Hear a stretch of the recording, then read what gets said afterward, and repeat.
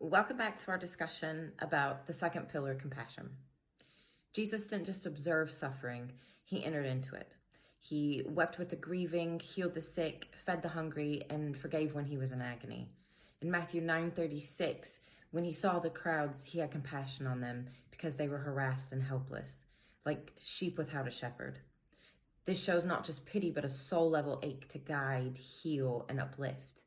Matthew 14:14, when Jesus landed and saw a huge crowd, he had compassion on them and healed their sick.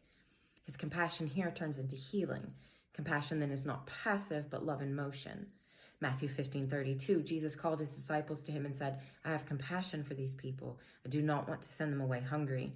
He sees then not only their spiritual hunger, but the physical need as well. And he responds with miraculous abundance with the loaves and fishes. Mark 1:41, Jesus was moved with compassion. He reached out his hand and touched the man. I am willing, he said, be clean. This was taboo. You weren't supposed to touch lepers, so he breaks both physical and social boundaries.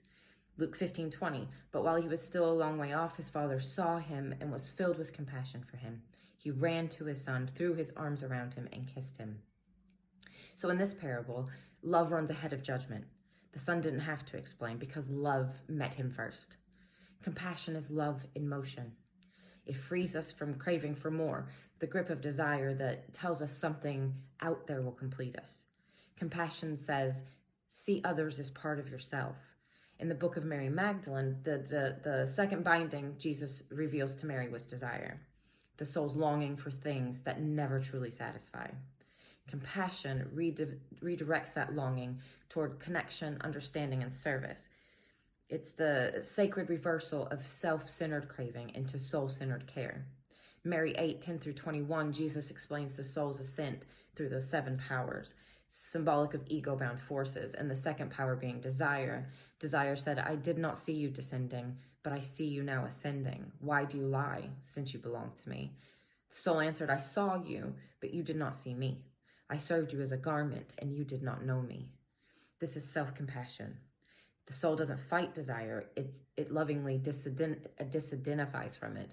Not rejection through hatred or fear, but a merciful reclaiming of one's essence. Here Jesus is saying, compassion is releasing what once had power over you without shame. It's the soul saying, I loved you once because I didn't know who I was. Now I do. Most traditions teach us to deny desire through guilt or force.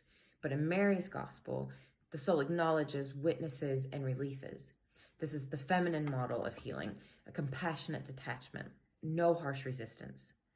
And Jesus told Mary, there is no sin, but it is you who make sin when you do things that are like the nature of adultery, which is called sin. The soul ascends then not through punishment, but through compassion. That's what Jesus taught Mary, and that's what Mary teaches us. The Hermetic principle of correspondence teaches, as above, so below, as within, so without. And compassion here is the bridge. It sees the divine in others and mirrors it from within. So when we truly understand this, we begin to see that every act of compassion is a sacred reflection. Helping another heal something dormant within ourselves. Forgiving someone is often the first step in forgiving ourselves. Standing with another's pain brings light to our own shadows. Just as heaven and earth mirror each other, so must love and justice, truth and tenderness, grace and boundaries. Compassion then becomes the balancing force, the healing of polarity, the surrender of ego, and the pathway back to wholeness. In this pillar of compassion, instead of bringing in a physics law, I'm bringing in some neuroscience today. And what neuroscience shows is that we carry mirror neurons. And these are cells that activate not just when we act, but when we witness someone else act. So when someone smiles or cries, your brain lights up like it's happening to you. This isn't a flaw in the system, it is the system. It's divine design. We are literally made for connection. This built-in mirroring is what allows us to co-regulate, to bring each other back into balance through presence, breath, touch, and love. A calm voice can heal anxiety. A shared tear can feel like medicine. One soul's healing becomes a ripple for the whole collective. These mirror neurons are the neural evidence of a spiritual truth. We are all one. And when we live in this truth, when we extend compassion, love, and presence, we activate a field of healing far beyond ourselves. So let us remember that compassion is not a weakness. It's the quiet roar of God, of spirit within us. It's the moment that we choose understanding over judgment, presence over reaction, love over fear. It's the sacred rebellion of the soul saying, I will not harden, I will not forget, and I will not turn away. So in a world that teaches separation, compassion is how we come home to each other, to earth, and to the divine within. Let it move your hands. Let it guide your voice. Let it be the lens through which you view your past, your pain, and even your enemies. Because every act of compassion, no matter how small, becomes a portal of healing, not just for the other, but for the whole. And in the end, maybe this is the mystery of Christ we're called to embody, to live in compassion. It's to become the miracle, not waiting for the kingdom to come, but revealing it here and now through love in motion.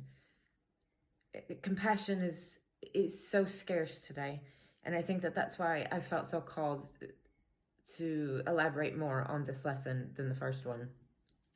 So I'm going to ask you to join in an exercise quickly, and I just want you to close your eyes and think of someone that you know who's struggling. Maybe it's not even someone you know. Just think of someone who's struggling. How can you extend compassion? Not to fix them, not in judgment, but to just feel with them. Let your heart stretch a little wider today. Let it hold someone else's pain gently. Just witness it and release it. But I want you to just put yourself in someone else's shoes for a little while today. So when I ask you to hold someone else's pain in your heart, I don't want you to keep it there. I want you to just give it a sacred witness and then release it. After this video will be a video of a ritual to help really anchor this compassion in, mostly self-compassion, because that's where it starts, is with self. As within, so without. So if we're treating ourselves unkindly and in ways that are not befitting, then how are we ever going to be kind to people outside of us and treat them the way that they're supposed to? So it's very important that we start with self-compassion. And this ritual will help bring in some self-compassion. So that will follow this. And then in the next video in the series, we're going to explore humility and how it frees us from ignorance. Until then, though, may compassion guide your hands, soften your heart. I'm sending love and compassion to you and myself. And I'll see you next time.